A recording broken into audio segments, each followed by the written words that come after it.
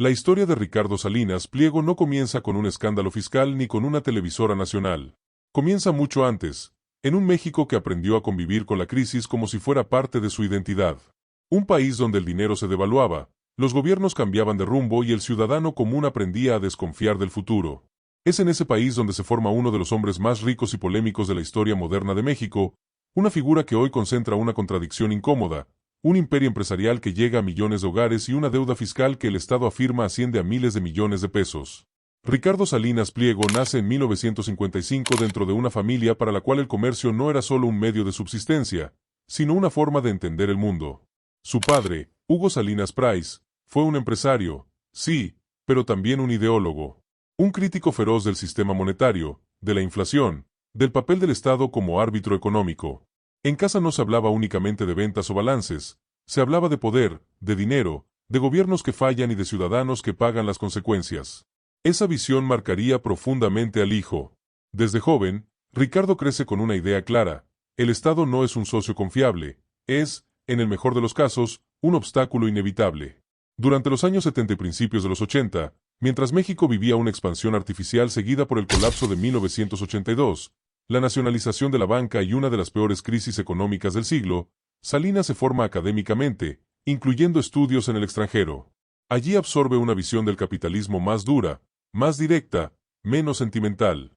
Aprende que las crisis no son anomalías, sino ciclos, y que quienes entienden esos ciclos no sobreviven, prosperan. Cuando regresa a México, el país está herido, pero también abierto al cambio. En 1987, con apenas poco más de 30 años, Ricardo Salinas toma el control operativo de Electra, la empresa fundada por su padre en 1950. Para entonces, Electra no es un gigante, es un negocio golpeado por la crisis, con problemas financieros reales. Es aquí donde aparece uno de los rasgos centrales de Salinas, su capacidad para apostar cuando otros retroceden. Decide transformar el modelo de la empresa, enfocándola en los sectores populares, apostando por el crédito al consumo en un país donde la banca tradicional había cerrado la puerta a millones de personas. Esta decisión no fue ideológica ni altruista, fue matemática. Donde el sistema veía riesgo, él vio volumen. Electra comienza a crecer, lentamente al inicio, pero de forma constante. El crédito se convierte en el motor. Y entonces llega la década que lo cambia todo. A principios de los años 90, México inicia un proceso acelerado de privatizaciones. Bueno, nosotros privatizamos los bancos, la compañía telefónica, las líneas aéreas, la siderurgia, las minas. Estamos ahora procediendo a privatizar los puertos, los aeropuertos. No hay modelos. En México lo que nos ha funcionado es un sistema de privatización a través de subasta pública. El Estado comienza a retirarse de sectores que durante décadas consideró estratégicos. En 1993, Ricardo Salinas lidera el grupo que adquiere Imevisión, la televisora estatal, dando origen a TV Azteca. La operación, valuada en alrededor de $650 millones, no es solo una compra empresarial. Es una entrada directa al corazón del poder simbólico del país. La televisión en México no solo informa, moldea realidades. Controlar una cadena nacional significa influir en la conversación pública, en la política, en la percepción del poder. Con TV Azteca, Salinas deja de ser solo un empresario exitoso y se convierte en un actor estructural del sistema mexicano.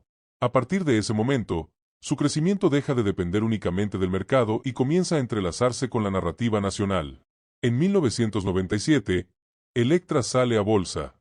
En 2002, se funda Banco Azteca. La jugada es brillante en términos estratégicos: vender productos, ofrecer crédito y cobrar dentro del mismo ecosistema. Para millones de mexicanos excluidos del sistema bancario tradicional, Banco Azteca representa acceso. Para sus críticos, representa intereses altos y una relación desigual. Pero el resultado es innegable: crecimiento acelerado, expansión territorial y consolidación de un conglomerado que pronto se conocerá como Grupo Salinas. Durante los años 2000, el imperio se expande sin fricciones visibles. Comercio, finanzas, medios, telecomunicaciones. Gobiernos del PRI y del PAN pasan por el poder, y el grupo se adapta. Salinas entiende algo que pocos empresarios ignoran pero pocos dicen en voz alta. En México, el poder económico aislado es vulnerable, combinado con poder mediático, es resistente. Su cercanía con el poder nunca es ideológica, es funcional. Pero mientras el crecimiento es visible, Una tensión silenciosa comienza a acumularse. A finales de la década de 2000, las autoridades fiscales empiezan a cuestionar prácticas contables y esquemas utilizados por empresas del grupo. Surgen litigios relacionados con impuestos diferidos, consolidación fiscal y reestructuraciones corporativas. El SAT sostiene que existen adeudos significativos. Salinas sostiene que no son deudas firmes, sino cobros indebidos aún en disputa. Aquí la historia entra en su fase más incómoda. Legalmente, litigar es un derecho, pero el tiempo comienza a pesar. Los casos se prolongan durante años. Amparos, recursos y juicios mantienen los montos congelados. Mientras tanto, millones de mexicanos no tienen esa capacidad. No pueden postergar un pago fiscal durante una década. No pueden convertir la ley en un campo de batalla prolongado. Y esa comparación, aunque rara vez explícita, comienza a instalarse en la opinión pública. El conflicto se vuelve visible y frontal a partir de 2020, cuando el gobierno federal endurece su discurso contra grandes contribuyentes. Un adeudo con el SAT desde la época de Fox. O sea, no es nuevo, ni siquiera es un asunto de nosotros, de esta administración. Entonces, han venido litigando desde entonces este asunto y ha ido creciendo el monto y pasa de una instancia a otra y en algunos casos ya han habido fallos, pero de toda la cantidad lo que fallaron fueron 2.500 millones aproximadamente y ya lo pagaron, pero falta la mayor parte, que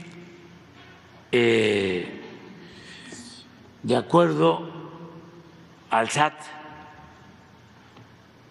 llega con recargos y intereses a cerca de 24 mil millones de pesos. Salinas responde con confrontación abierta. Usa redes sociales, espacios mediáticos y su influencia para construir una narrativa clara. Él no debe impuestos, está siendo perseguido. Se presenta como un empresario atacado por un Estado que, según él, castiga el éxito y ahuyenta la inversión. Aquí el debate deja de ser técnico y se vuelve simbólico. Salinas no discute solo cifras, discute quien tiene autoridad moral. No debate impuestos, debate poder. Su discurso polariza. Para algunos, es un defensor de la libertad económica frente a un Estado voraz. Para otros, es el ejemplo más claro de cómo el poder económico puede resistirse a obligaciones que el ciudadano común no puede eludir. Este fenómeno no es exclusivo de México. En distintas partes del mundo, grandes fortunas han aprendido a moverse en los márgenes de la ley, usando litigios, influencia y tiempo como herramientas. Pero en México, la historia adquiere un rostro propio, porque aquí el contraste es brutal. Un país donde millones viven al día convive con élites capaces de negociar con el Estado en condiciones asimétricas. Hoy, Ricardo Salinas Pliego sigue siendo una de las figuras más influyentes del país. Dueño de empresas que llegan a millones de hogares, voz constante en el debate público, protagonista de una disputa que revela algo más profundo que un conflicto fiscal. Su historia no ofrece respuestas simples. No es solo la historia de un empresario brillante ni la de un evasor fiscal. Es la historia de un sistema. Porque al final, la pregunta no es únicamente quién es Ricardo Salinas Pliego. La pregunta es qué dice su historia sobre México. ¿Es el ejemplo del empresario hecho a sí mismo que desafía a un Estado ineficiente? ¿O es el símbolo de un modelo donde la ley no pesa igual para todos? Tal vez la verdad más incómoda sea esta. El verdadero poder no está en cuánto dinero se tiene, sino en cuánto tiempo se puede resistir al Estado. Y en México, ese poder sigue siendo profundamente desigual.